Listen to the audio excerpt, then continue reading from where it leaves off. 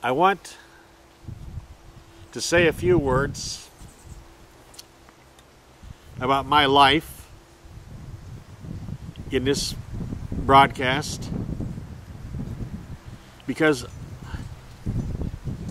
I'm an old man who has endured alive after 8 strokes and numerous temporary ischemic attacks, TIAs as they're known, where strokes were reversed by great medical care at great universities in the Los Angeles area. But 8 strokes constitute a harbinger of death. And I may not get another opportunity to be able to speak to the people of this planet. For my work in cosmology, in electrical engineering, in atomic physics, will last as long as humans still inhabit the earth. And I want them to have some true facts about who I am. I was born in Opportunity, Washington on January 31, 1943.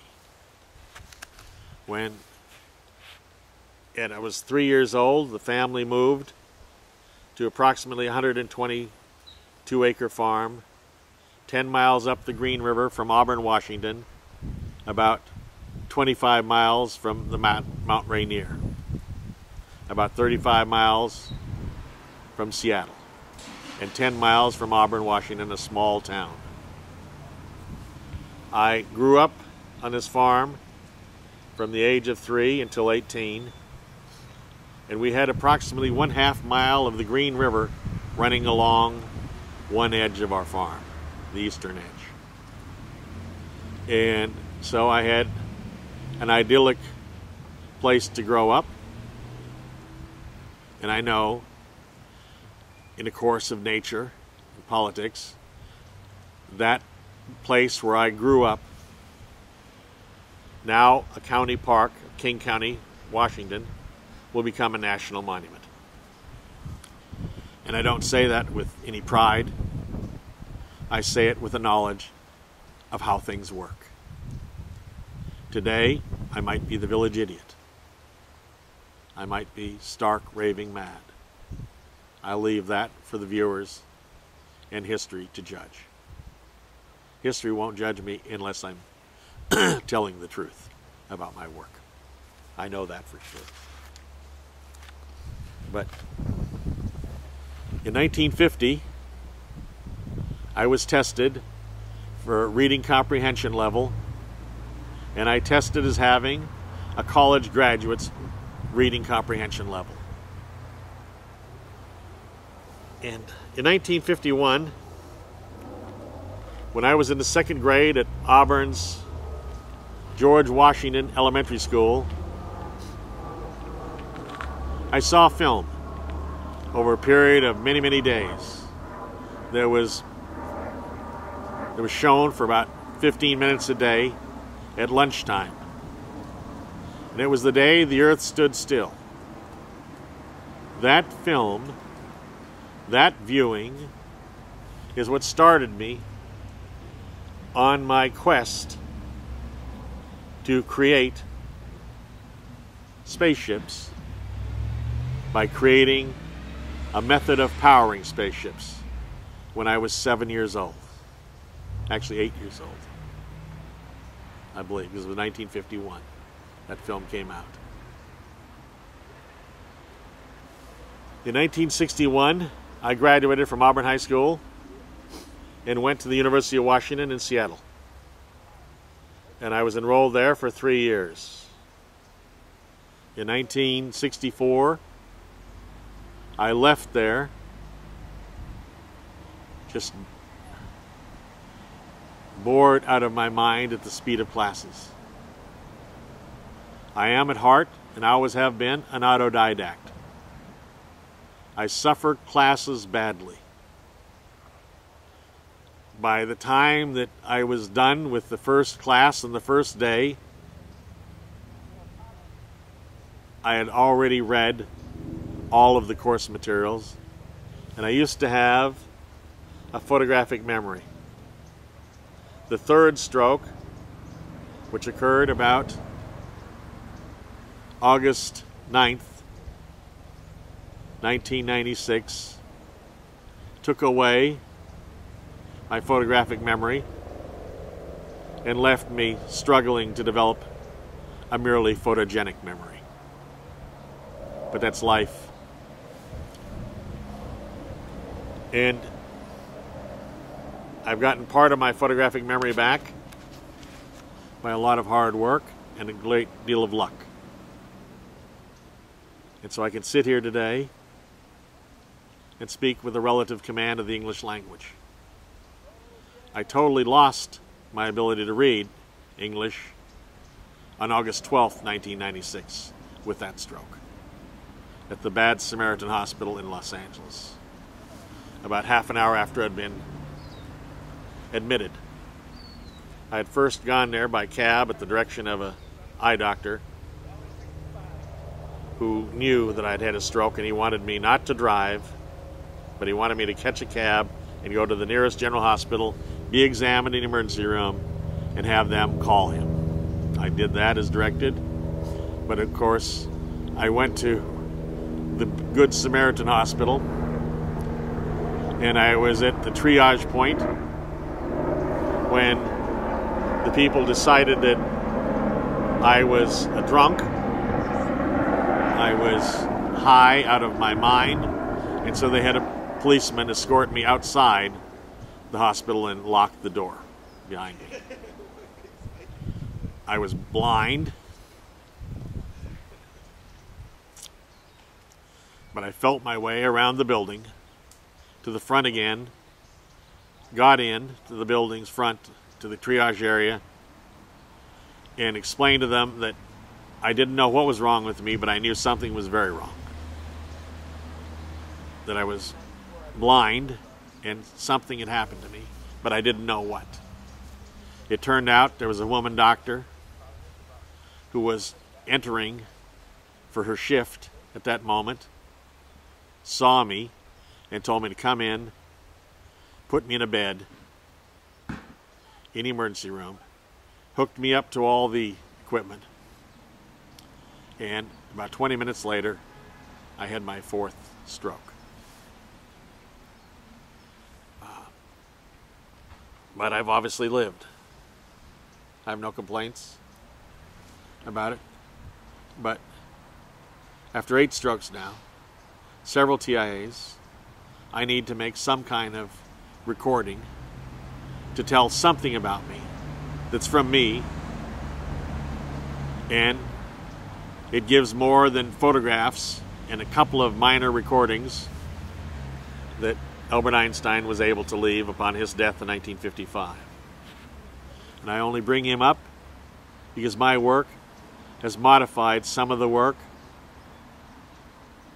of an old English scholar who everyone's heard of, who came up with the law of gravity and many other brilliant scientific works. Sir Isaac Newton. But in 1904, on November 26, by publication of a private letter to a colleague and former mentor in Germany, Albert Einstein refuted Newton's law of gravity with his theory of special relativity.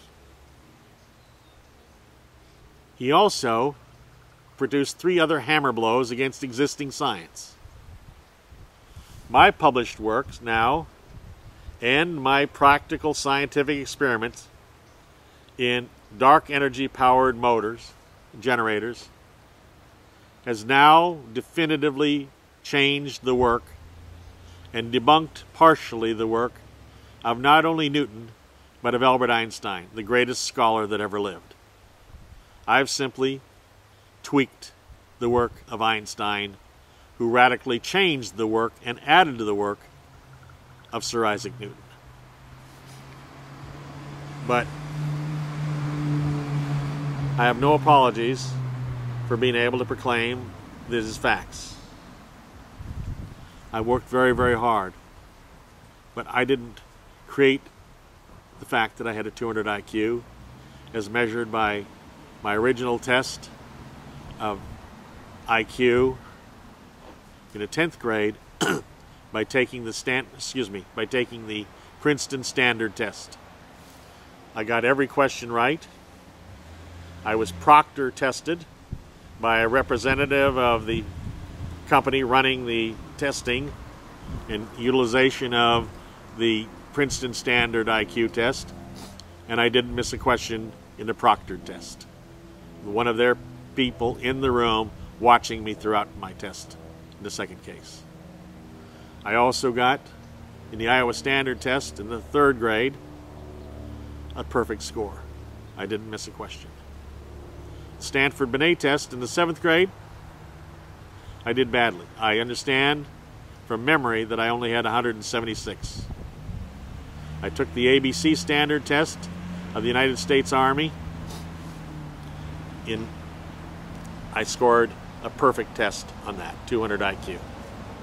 So at I knew I had talent when I was reading the newspapers, the Seattle Post-Intelligencer and the Seattle Times, when I was 3 years old in the farm, 10 miles up the river from Auburn, Washington. I knew when I was 7 years old and was tested for reading comprehension level as a college graduate that I was a genius. I was checking books out of the Auburn Public Library from the age of 4. And I worked very, very hard educating myself because I knew I had a responsibility to the world by the time I was 7 years old. And I knew what I wanted to do after watching The Day the Earth Stood Still. I wanted to work to bring peace to the earth. I wanted to be able to develop a rocket engine that could travel enormous, unimaginable distances across space, even light years across space. And I know that I have done the scientific work to accomplish those things.